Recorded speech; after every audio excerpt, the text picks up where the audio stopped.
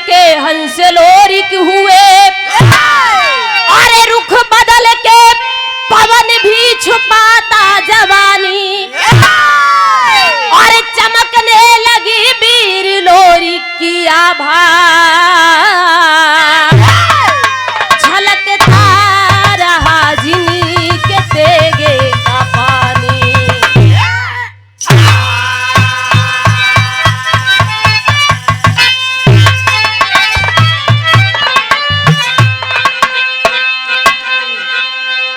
वीर की वीरता है अमर हिंद में, जो जमाने में जलवा दिखा कर गए, अरे दे रही है गवाही सदा से धरा, दुश्मनों का जो छक्का छुड़ा के गए।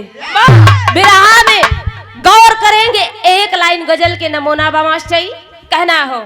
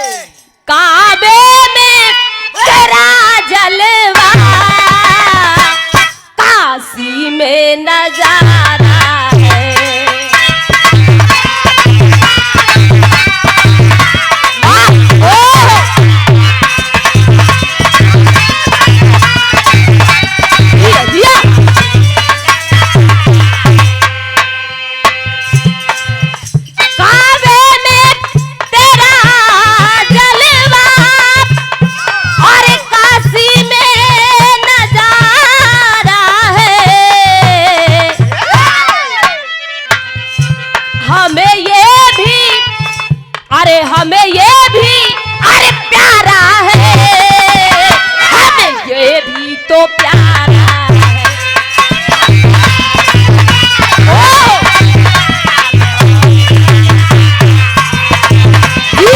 ओ क्या बात है,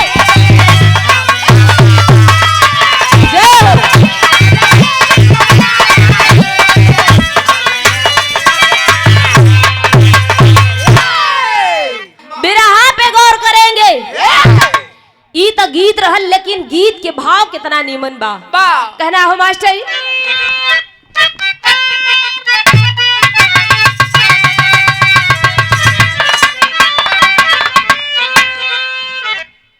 दे दोस्त दे दोस्त अरे जमाने को, दे दोस्त अरे जमाने को, कायर की निशानी।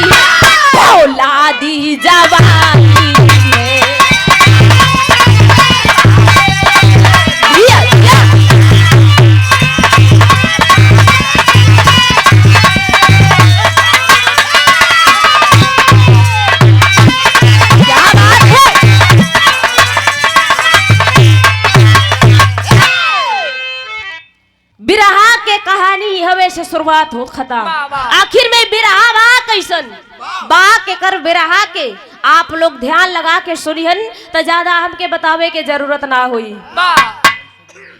लेकिन मास्टर बुल्लू उस्ताद गुरुजी बोलत रहला तनिका आ जाओ नहीं में मास्टर।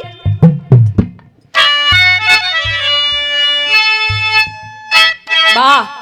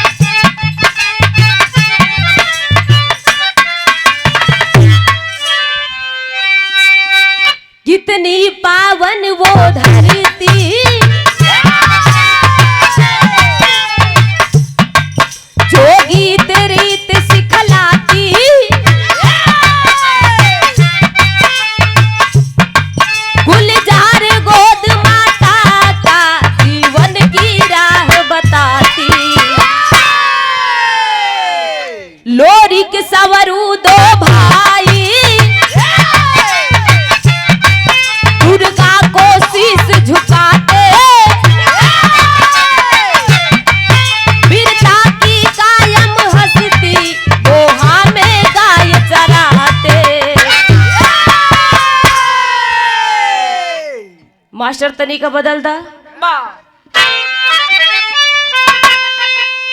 गौर करिहन रामदेव गुरुजी ई गावत रहे।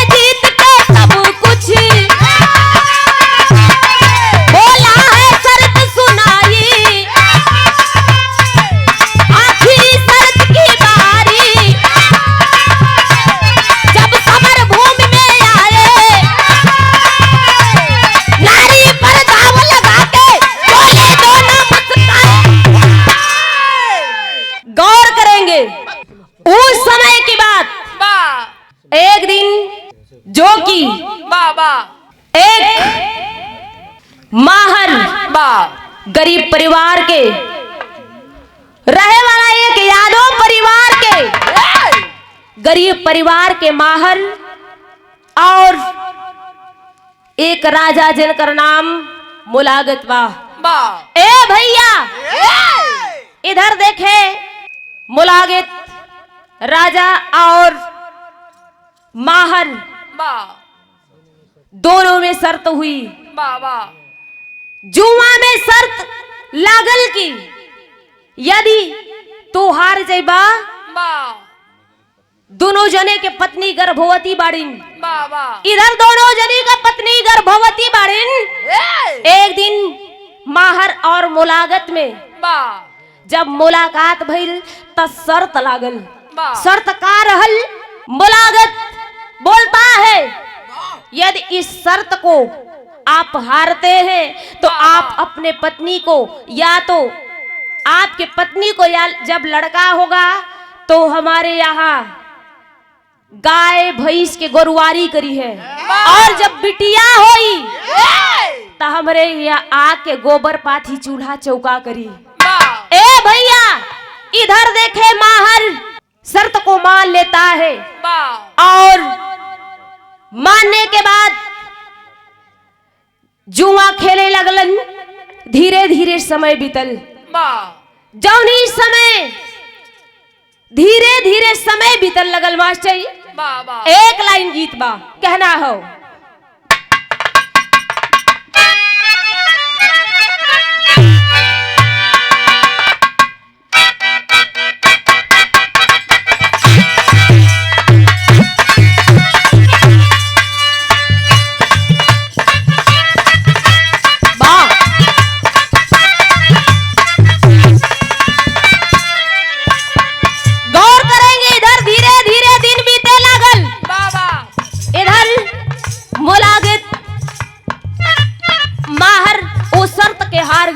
और जोनी समय शर्त के हार गईलन, अपने गौवा अपने घर में अइलन ता ओ माहर के पत्नी के एगो बिटिया पैदा भइल। कहना हो कैसे?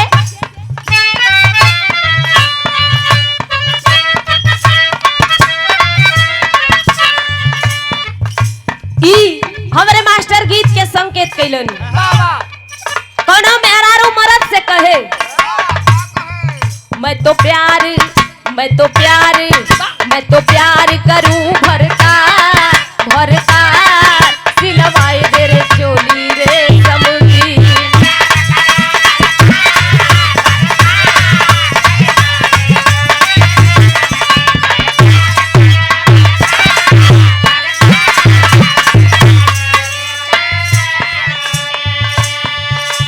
लेकिन ये गीत से बढ़िया भाव बा। कहना हो कैसे? जब गोदिया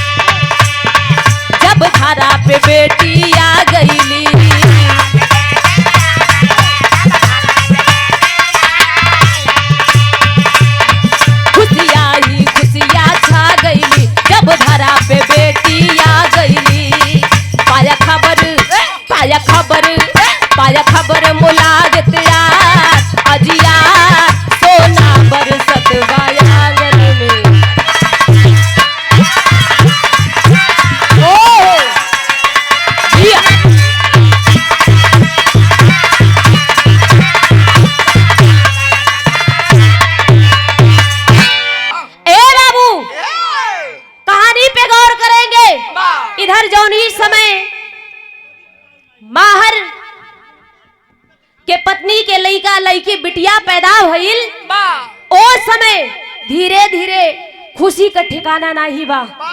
धीरे धीरे कुछ समय बीतल, मुलागित राजा के पास ये खबर जाती है और जौना समय मुलागित राजा के पास ही खबर गई, जिस समय मुलागित राजा अपने महल से चलता है। मास्टर एक लाइन गीत बदल गई।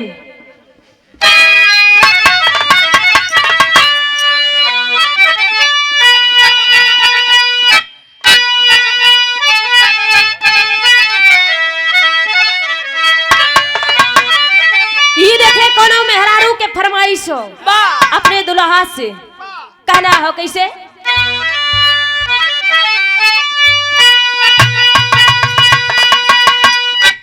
अरे हीरा जड़ा दा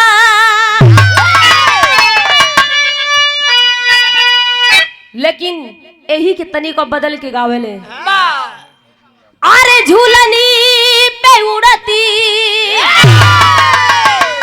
अरे झूलनी पे उड़ती हाई जहाजिया उड़ा दे, अरे जहाजिया उड़ा दे ता हमार पाए जे बरा हीरा जड़ा दा।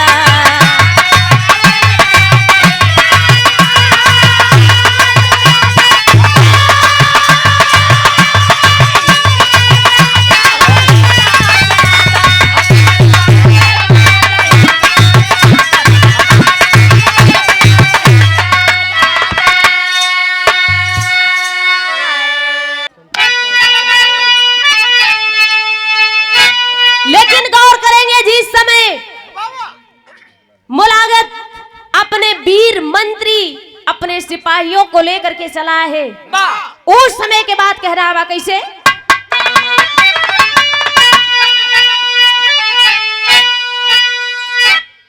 अरे पाके खबर आयल, अरे पाके खबर आयल तमाहरी के द्वारी कहेला पपिया कहा बिटिया तुम्हारी।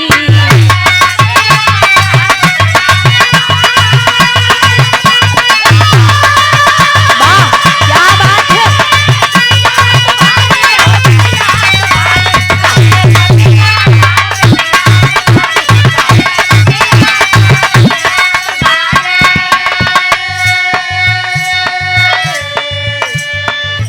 कन्या के हाथे में बंधले निशानी,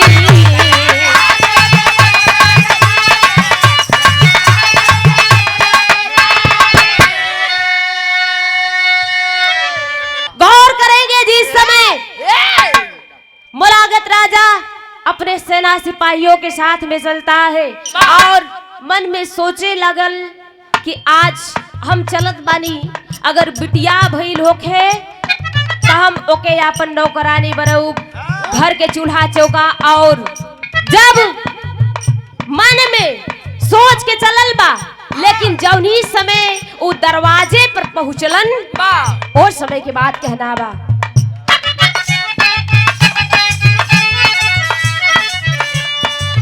कन्या के हाथे में बंधले निशानी,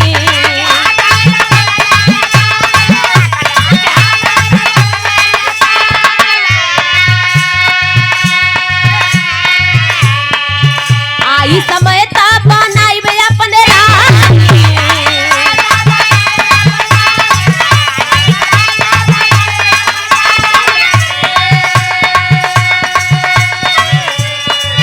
देखे निशानी, देखे निशानी चले अत्याचारी कहेला पपिया कहा बिटिया तुम्हारी।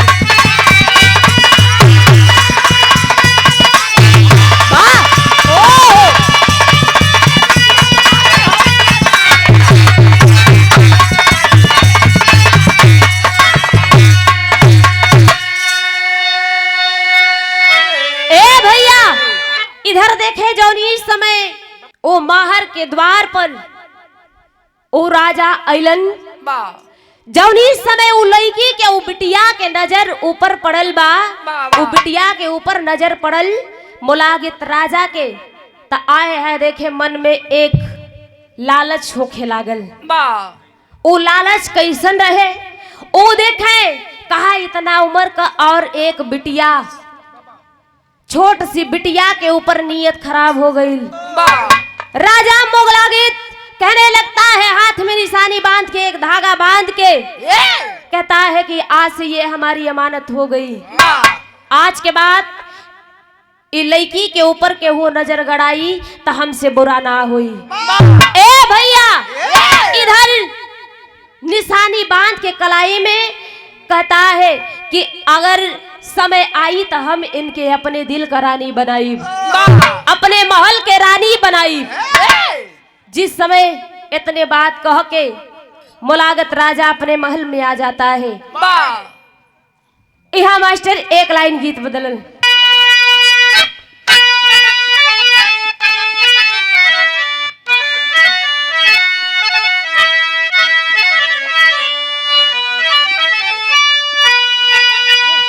कौनो मेरा रो अपना पिया के वियोग में कहे, कहना बा कैसे? पिया परदेस गईले, पिया परदेस गईले, तार लागो टोपिया में।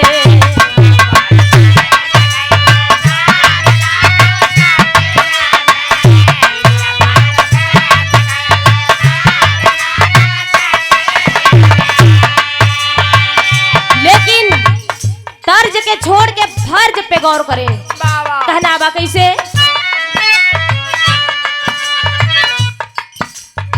ओ देखे माहन, जिस समय मुलागित राजा अपने महल को चला जाता है उस समय माहर सोचलन, अपने मन में सोचत बाड़न कैसे? कहना बा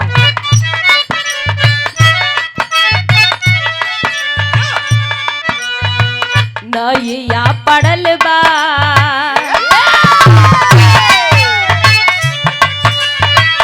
नैया पड़ल बा बीच धार हमरे बीरावा।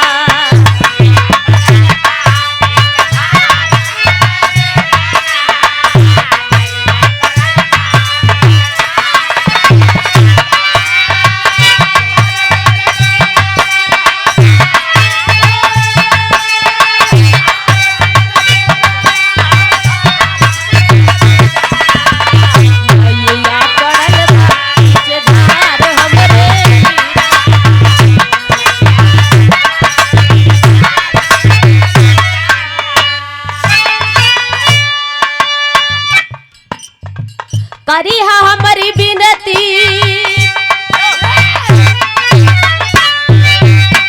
करी हा हमारी बिनती, स्वीकार हमरे वीरावा। करी हा हमारी बिनती, स्वीकार हमरे वीरावा। हो नैया पड़ल बा बीच धार हमरे वीरावा।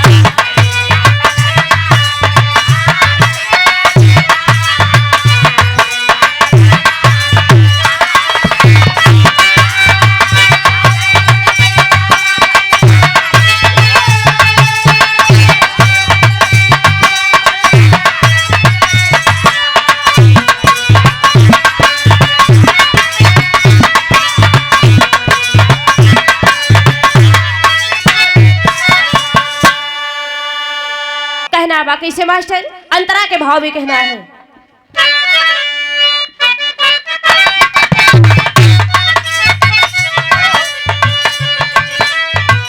दुष्ट मुलागित जबरी लूटल चाहे फनिया,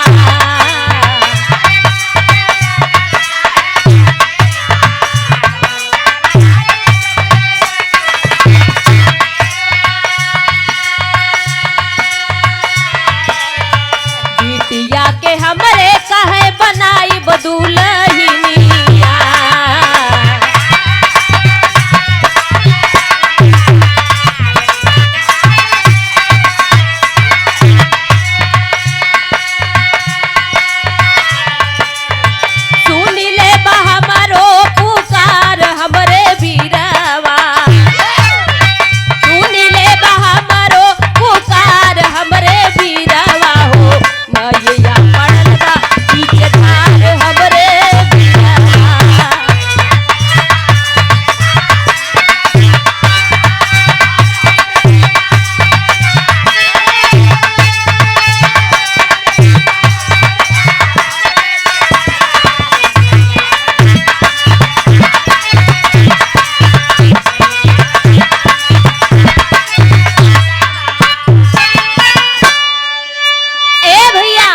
इधर देखे धीरे धीरे कुछ दिन बीतल। माहर के चिंता हो गई कि आखिर में इज्जत चली जाएगी। इज्जत के अपने बचाई तब बचाई कैसे। माहर के खोपड़ी में एक बात याद आ गई। एक पत्र के माध्यम से एक पत्र लिखते हैं गढ़गौरा के खातिर। गढ़गौरा के रहे वाला जिनकर नाम लोरिक और संवरू माई दुर्गा के बड़ा पुजारी बड़ा भक्त रहल है।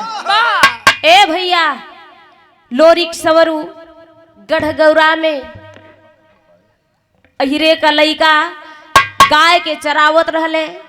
एक दिन जब वो पत्र वो चिट्ठिया वो गढ़गौरा में गईल, वीर लोरिक के पता चलल।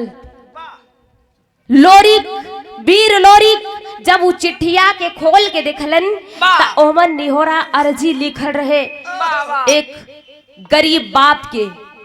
जौनी समय लोरी के पता चलल चिट्ठिया के खोल के पढ़लन तब भइल का मास्टर कहना हो गीत बदल गई।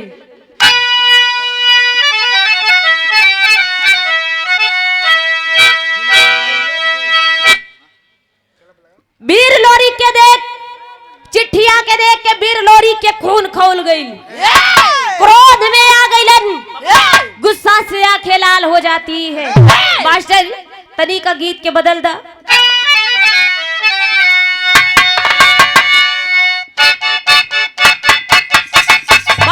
क्या बात है।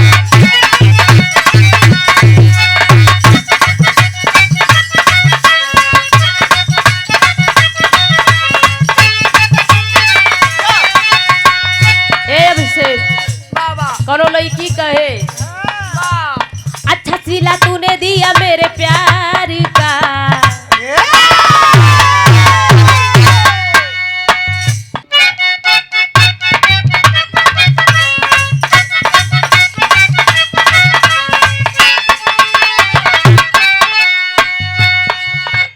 अच्छा सिला दिया तूने मेरे प्यार का।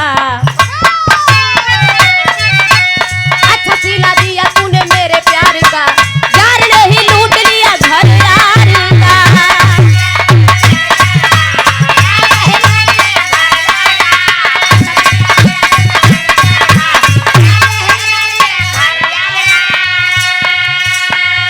लेकिन देखे इधर जब वीर लोरी के पता चलल ता ओही समय गुस्सा से खून लाल हो जाता है, गुस्सा से आंखें लाल हो जाती है।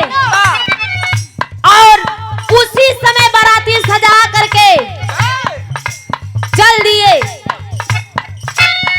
जौनी समय चललन कौने भाव में चलन मास्टर कहना हो।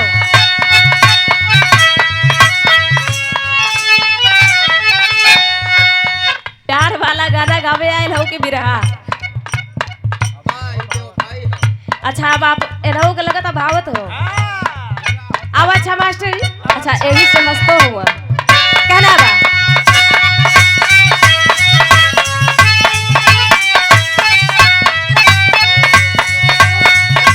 अच्छा सिला दिया तूने मेरे प्यार का।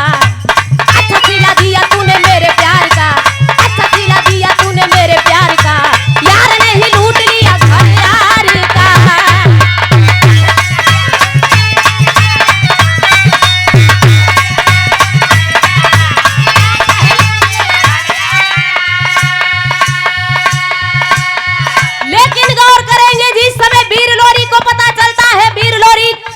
नौजवान की बराती अपने टोली को सजा लेता है, बराती बन करके चल देते हैं। कहना हो कैसे मास्टर।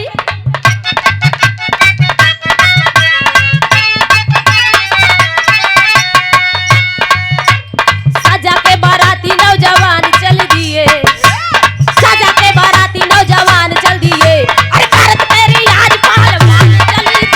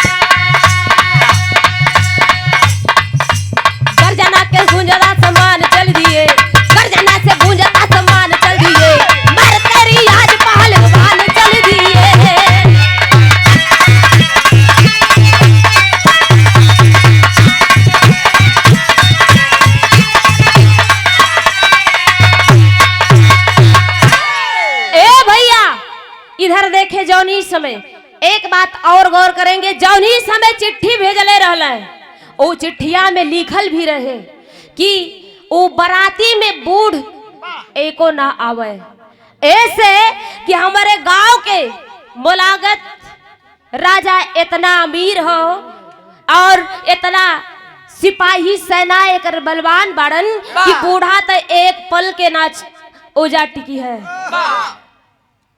ता ऐसे अपन नौजवान टोली सजा के आ जइहा। ए भैया जौनी समय इधर वीर लोरिक अपने सारे साथियों को बुलाता है और बाराती साज लेता है।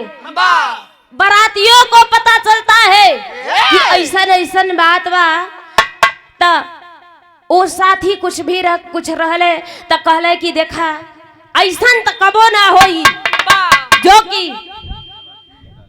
चला सारन का खिए निकाल ले ही। देखा तानी कितना पहलवान बाड़न, केहू कहत बा कि सारे का दोनों नयनवा निकाल ले, तो केहू कहता सारे का गर्दनवे काट ले। इधर रियाज के मारत चल देहलन, लेकिन मास्टर तेरी के भाव कहना हो।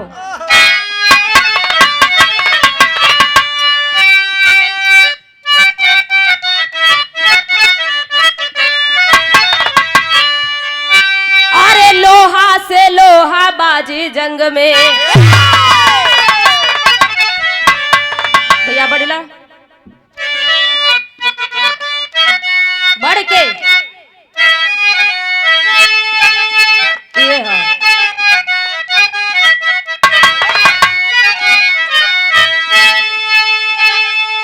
अरे लोहा से लोहा बाजी जंग में, अरे लोहा से लोहा बाजी जंग में, क्या गरजल वीर बघेला सर पर से हरा साजी। अरे है साजी, अरे हो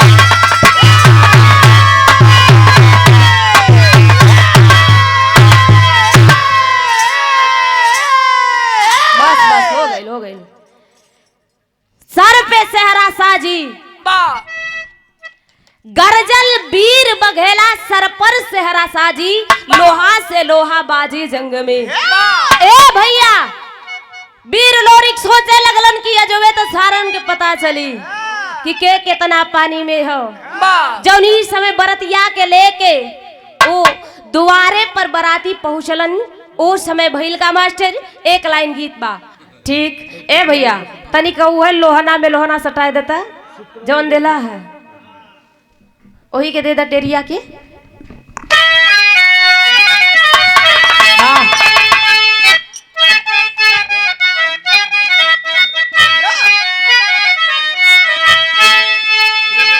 अरे लोहा से लोहा बाजी जंग में, अरे लोहा से लोहा बाजी जंग में, गरजल वीर बघेला सर पर सेहरा साजी। आए है साजी, अरे हो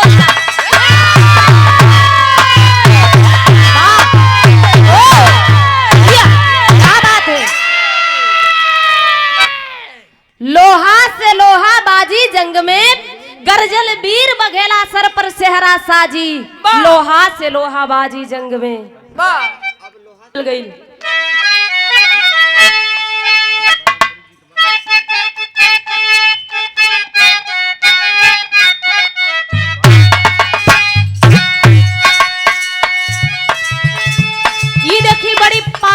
गीत हो, बड़ी पुरान चीज। कोनो मेहरारू अपने ननद से अपने दुल्हा के बारे में बात कहे, कहना ना कैसे। पियवा मिलल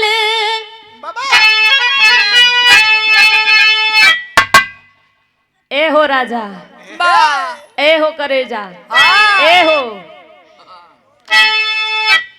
पियवा मिलल लाला मुहावा देखै के सपनावा ए ननदी।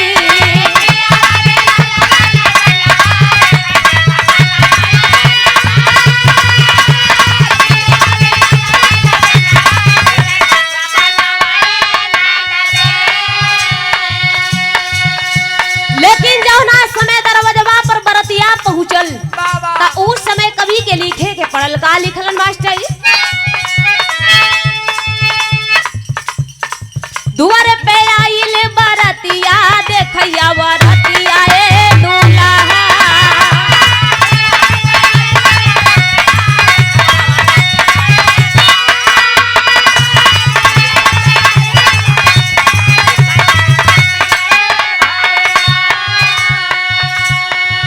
अच्छा देखे जो इस समय दुआरे पर बारात आइल बा गांव पड़ोस की।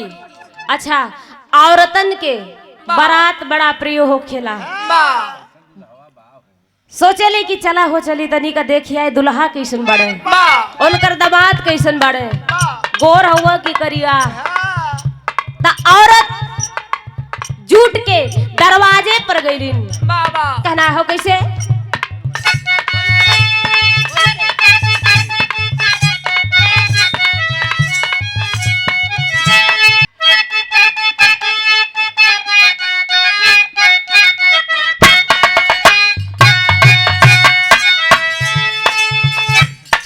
पियावा मिला ला ला ला मुहावा देखै के सपनावा ए ननदी।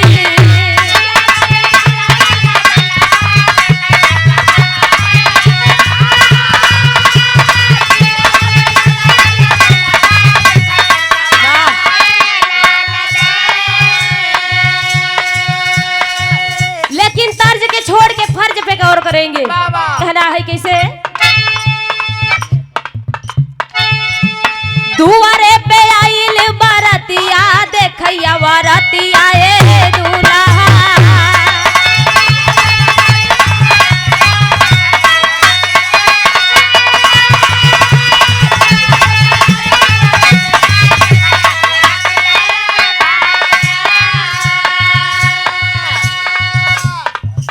जौना समय दुल्हा दुआरे पर अइलन, गाँव जवार की सारी औरत जुट के दुल्हा के देखे खातिर आयल बड़ी। अंतरा के भाव में कहना हो कैसे?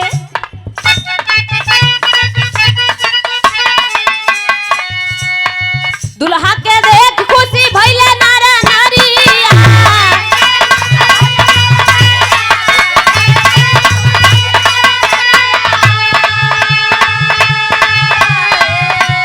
सखिया सहेली धीरे धीरे देते करिया।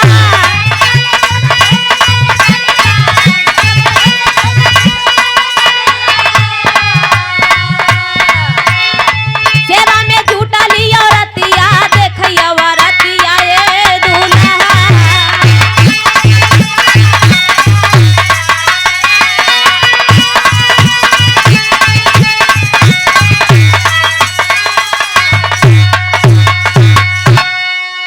ए भैया इधर देखे जौनी समय घराती और बाराती इकट्ठा भइलन। घराती बढ़िया से सेवा सत्कार करत हुआ बाराती के।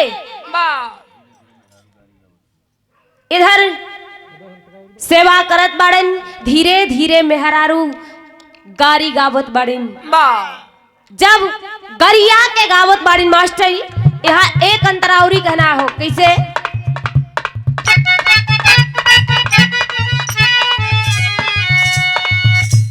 भयल मंगल चार साजे मांगे में से धुरावा।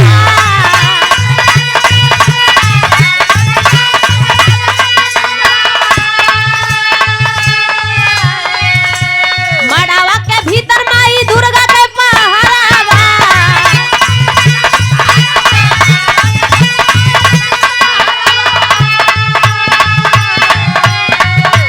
धीरे धीरे बीती गईले रतिया देखैया वरतिया हो दूल्हा।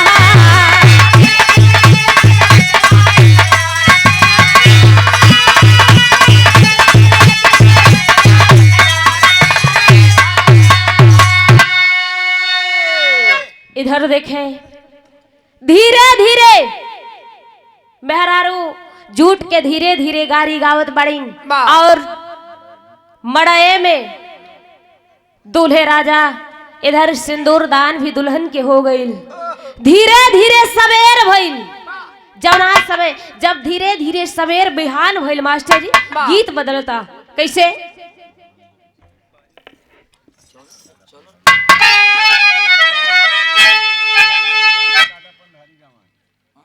ई देखे इशारा बा जैसे कि चौलर के लाइन पे दादा पंधारी गावे। कहना है कैसे मास्टर?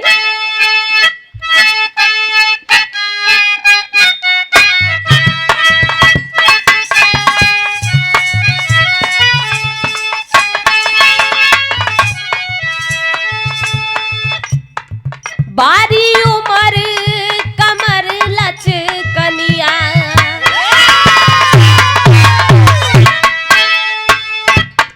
बारी उमर कमर लचकनिया, बारी उमर कमर लचकनिया, गोरिया भरे निहुरी के पनिया, गोरी के झूले झूलनिया ना।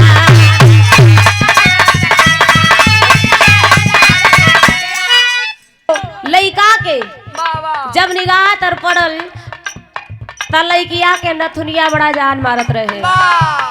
त मास्टर के संकेत हो कैसे?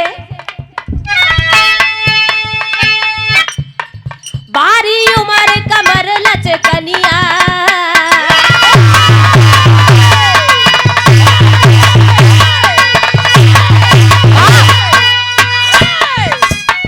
बारी उमर कमर लचकनिया, बारी उमर कमर लचकनिया, गोरिया भारे निहुरी के पनिया, गोरी के झूले झूलनिया ना।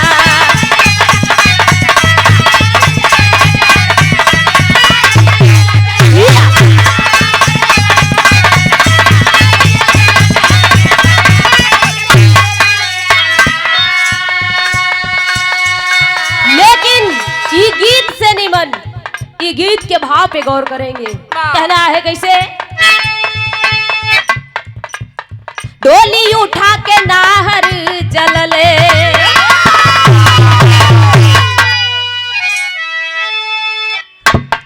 डोली उठा के नाहर चलले, डोली उठा के नाहर चलले, कौने छानवा हो जवनवा, नभते परसे सुमनवा ना।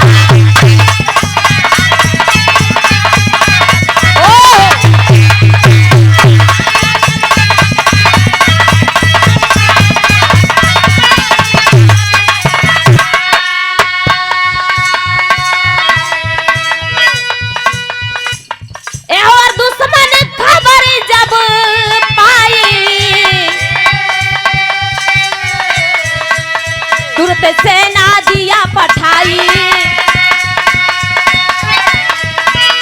आयल अमर सिंह आयल अमर सिंह बेईमानवा, आयल अमर सिंह बेईमानवा, तुमने छानवा हो तू छदवा, नभते परसे सुमनवा ना।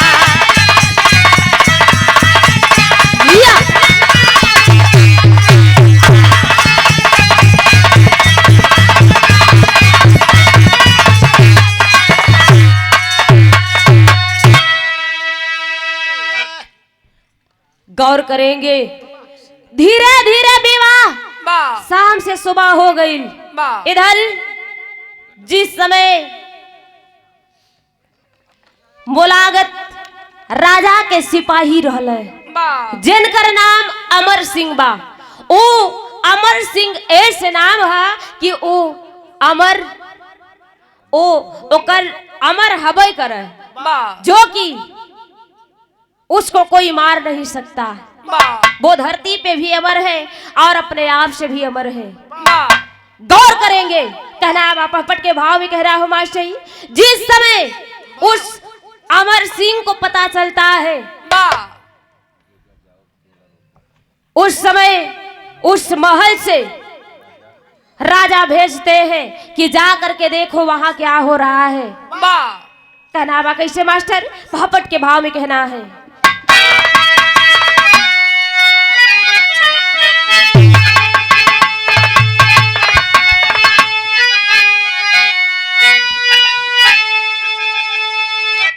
अरे किया बार जब अमर सिंह ललकारी बारी बारी से,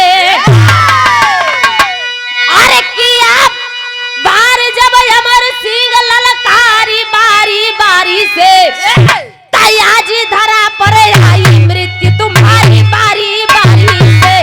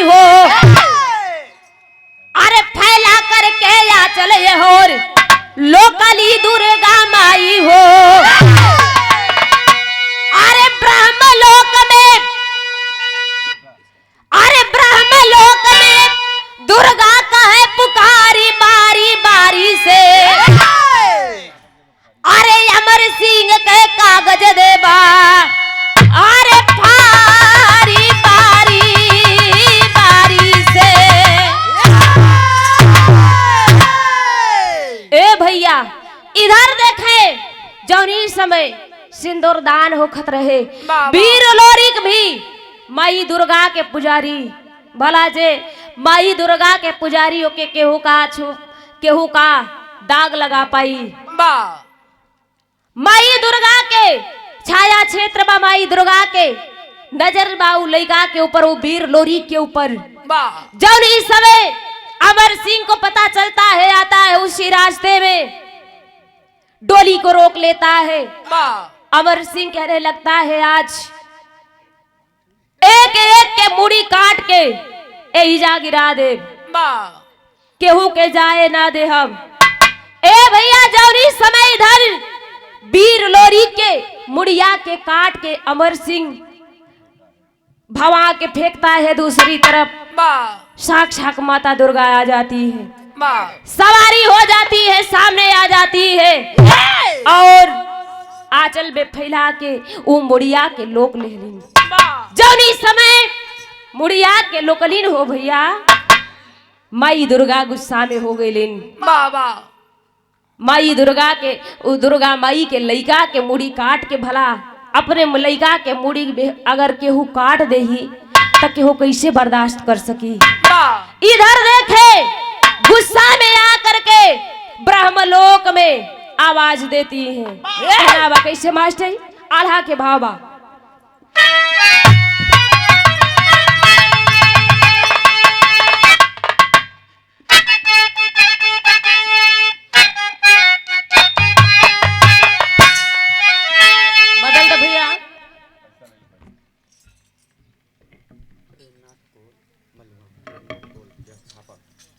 आदरणीय आज के व्यवस्थापक श्री प्रेमनाथ कोल जी मलुआ के धरती से आप जी के द्वारा ये सादर 100 रुपया के आशीर्वाद चरणों में बहुत बहुत पहली प्रणाम आशीर्वाद की कामना बा कहना बा।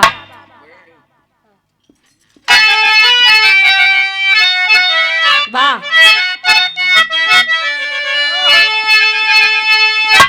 अरे दुर्गा कहली सुना सुन मोरी बतिया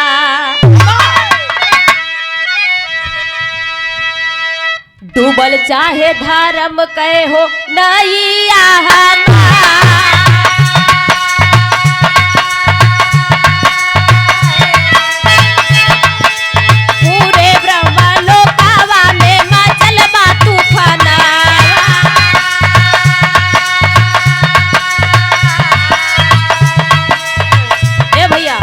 तनी का एक पत्ती बढ़ला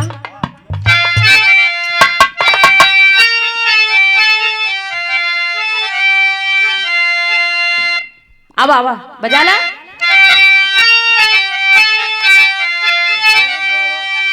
वही सा भैया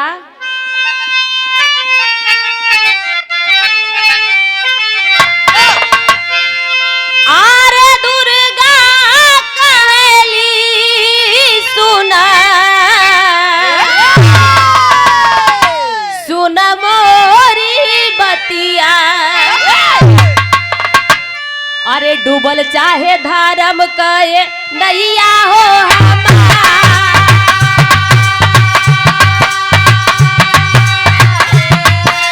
पूरे ब्रह्म लोकावा में मचल बा तूफान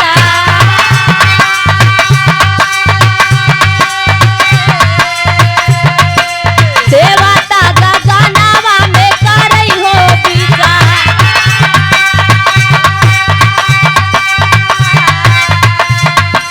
दीदिया के बात अगर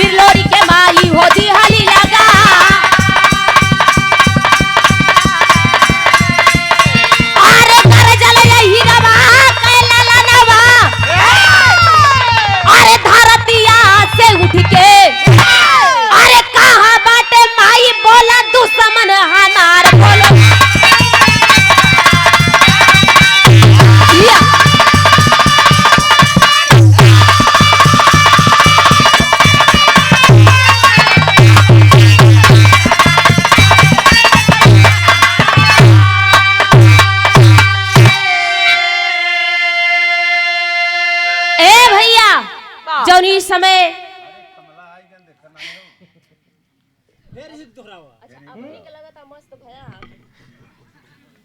और ये आदड़ी कमला आदिवासी ना चाचा, कमला आदिवासी,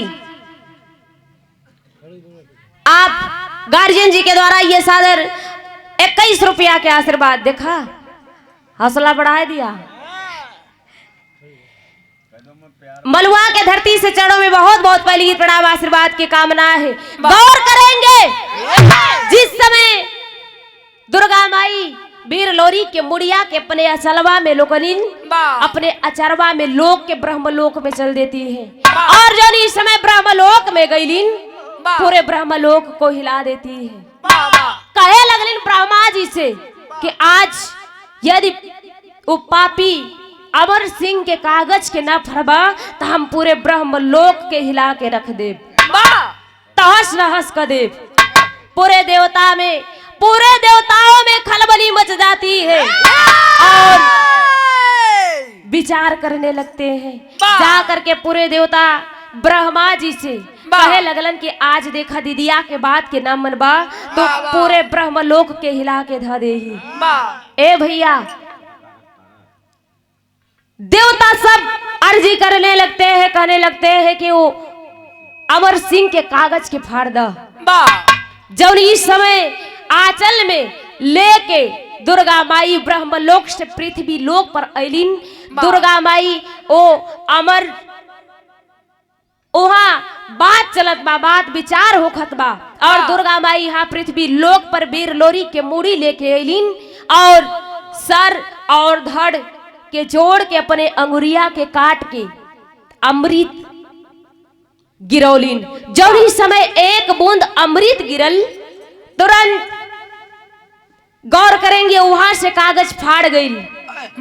ब्रह्मा जी फाड़ देलन अमर सिंह के, और इधर वीर लोरी तुरंत धरती से उठ करके खड़ा हो जाता है और कहने लगता है कि माँ बताओ किधर है हमारा दुश्मन, हमारा कातिल कहाँ है। कहना बा खड़ी के भाव में कहना हो मास्टर।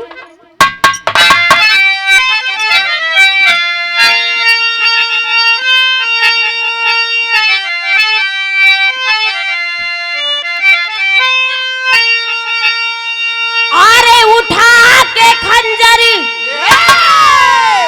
काट दिए अमर के सिरवा, कायम वही लेनी सनिया धरा पर बीरवा।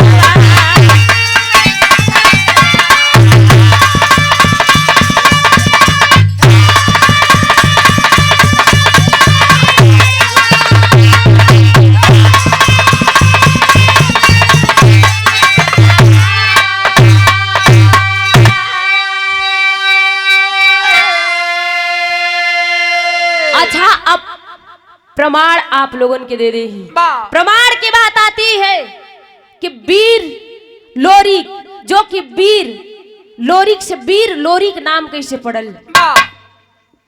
गौर करेंगे इधर अमर सिंह के मूड़ी के कटलन और दुर्गा माई परीक्षा ले हलिन, कहलिन कि अच्छा तोहरे वीरता के हम मानी तमानी कैसे। कहलन के माई आपके जैसे इच्छा करे आप हमार परीक्षा ले ले ही। कहलिन तू तो अब अमृत पा गईला, लेकिन चला मारकुंडी पहाड़ पे। गौर करेंगे मारकुंडी पहाड़ पे जाएंगे तो बड़ा शिला आपको देखने को मिलेगा, जो कि बीचों बीच पहाड़ के बीचों बीच फटल बा। दुर्गा माई वीर लोरिक से कहे लगलिन कि वीर तो के मारब कब, कि जब ई पहाड़ के काट के मारकुंडी पहाड़ के काट देबा, एक बार में ई पत्थर के शिला काट देबा, उस समय हम तो के वीर लोरिक मानब और सारा संसार तो के वीर लोरिक मानी। तोहरे नाम से सारा दुनिया गाई। कहना बा कैसे।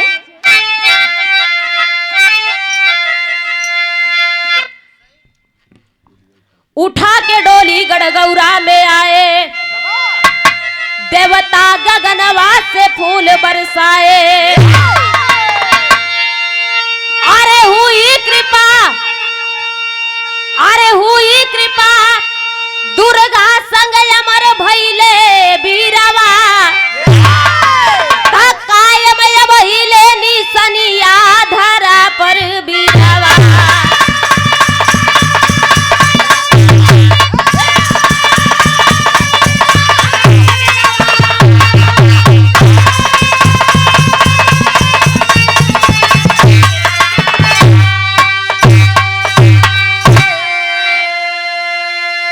गौर करेंगे अभी बीच के बात बा जो कि वही बीच में जौना समय डोली उठा के अपने गांव खातिर तैयारी कसलन, वही रास्ते में अमर सिंह पहुंचल रहे और वही उनकर मेहरारू भी साथे बाड़ीन, अमर जो कि वीर लोरी की पत्नी उनके साथे बाड़ीन। और उसी समय माता दुर्गा कहती है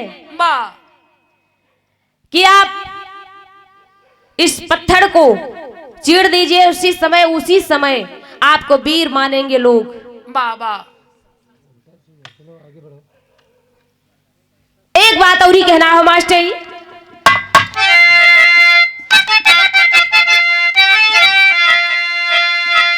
वीर लोरी डोली उठा करके गढ़गौरा में आते हैं और इधर देखे माता दुर्गा के पहरा रहबे करल वीर लोरी के ऊपर। इधर देवता, सारे देवता भी गगन से फूल बरसावे लगलन। बाबा दूसरे अंतरा में कहना है मास्टर जी,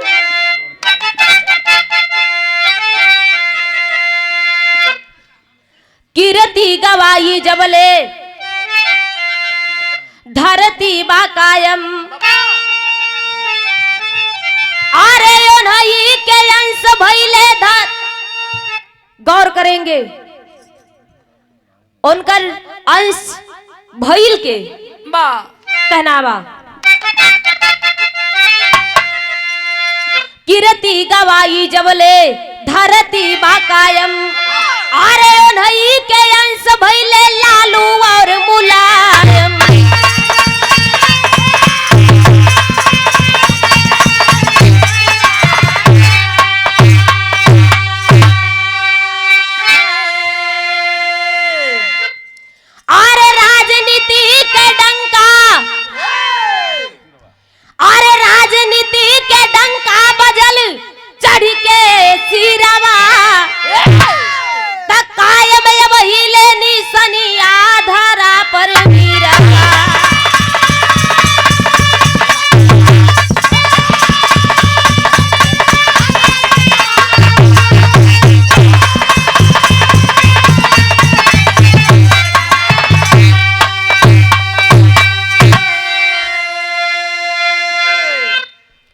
गौर करेंगे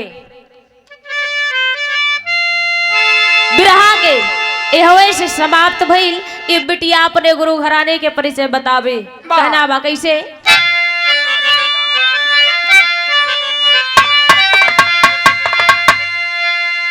गुरु बिहारी गुरु गणेश गुरु रामलाल की बात।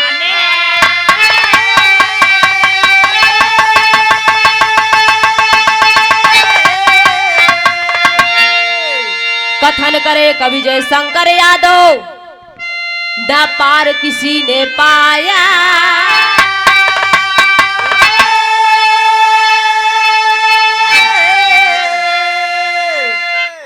अरे लोहा से लोहा बाजी जंग में,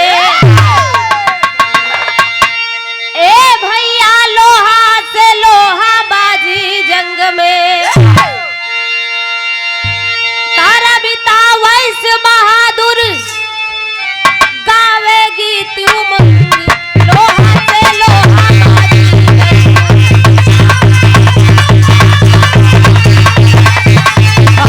क्या बात है।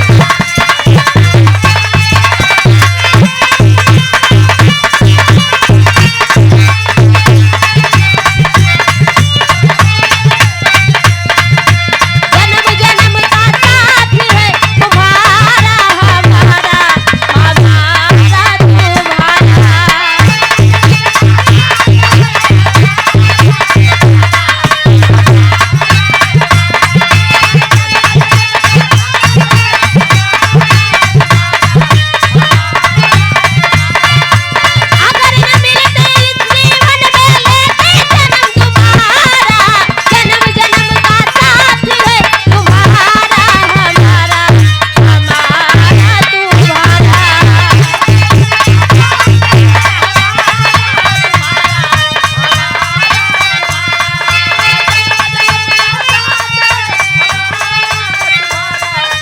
भाई